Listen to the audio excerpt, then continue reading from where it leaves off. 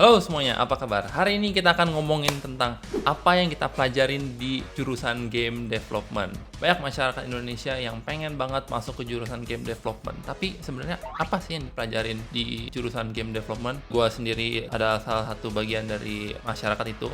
Gue sendiri berkuliah di jurusan game development. Dan selama pandemi ini makin banyak orang yang bermain game dan ingin terjun ke dunia game development. Kebetulan belakangan ini industri game development Indonesia juga semakin baik dan mungkin saatnya ini adalah waktu yang tepat untuk gue menceritakan apa yang kita pelajarin di kuliah jurusan game development.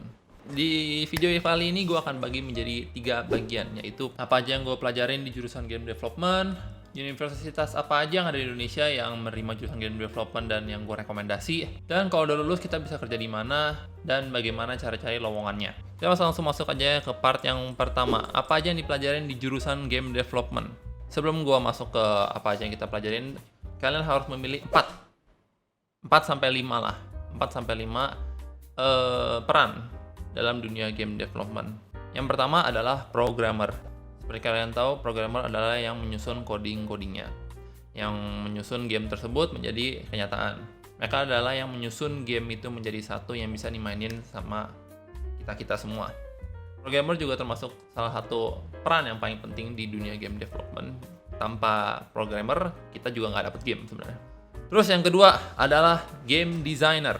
Seorang game designer, desain game, bukan seseorang yang menggambar. Game designer bukan orang yang gambar-gambar, bukan orang yang bikin 3D model, bukan orang yang bikin aset-aset. Mereka adalah orang yang bikin gamenya itu fun, yang bikin gamenya itu menyenangkan, yang bikin gamenya itu mau kita mainin.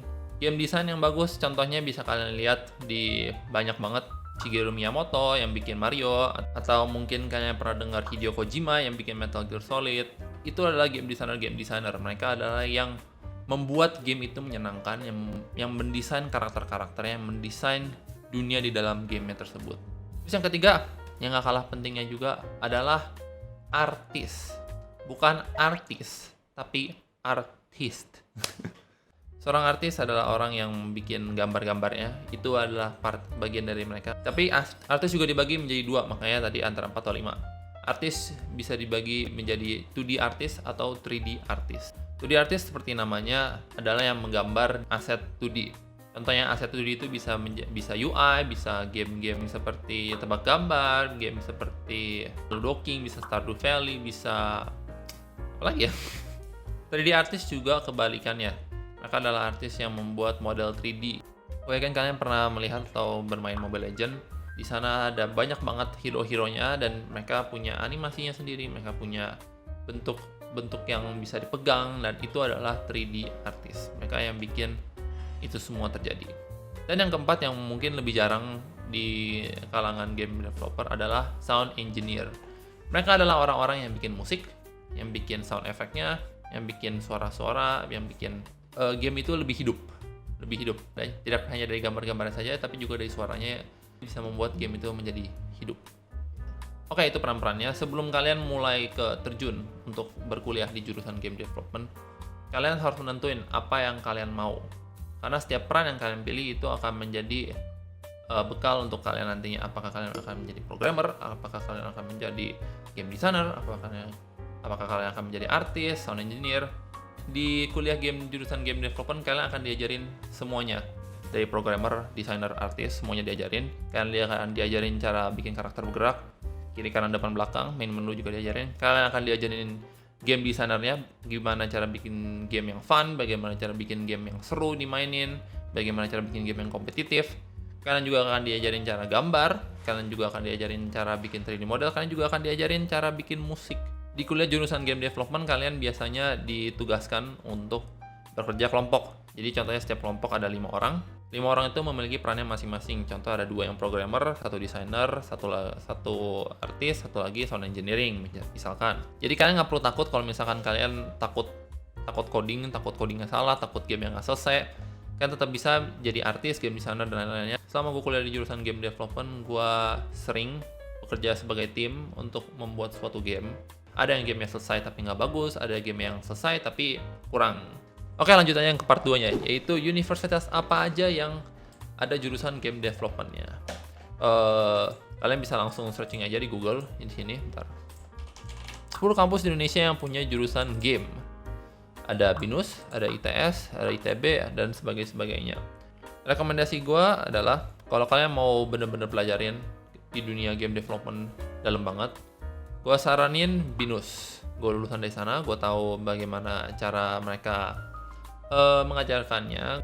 Menurut gue materi-materinya itu cukup untuk memperkenalkan kalian dasar-dasar dari dunia game development, dimulai programming, game design, artis, dan sebagainya.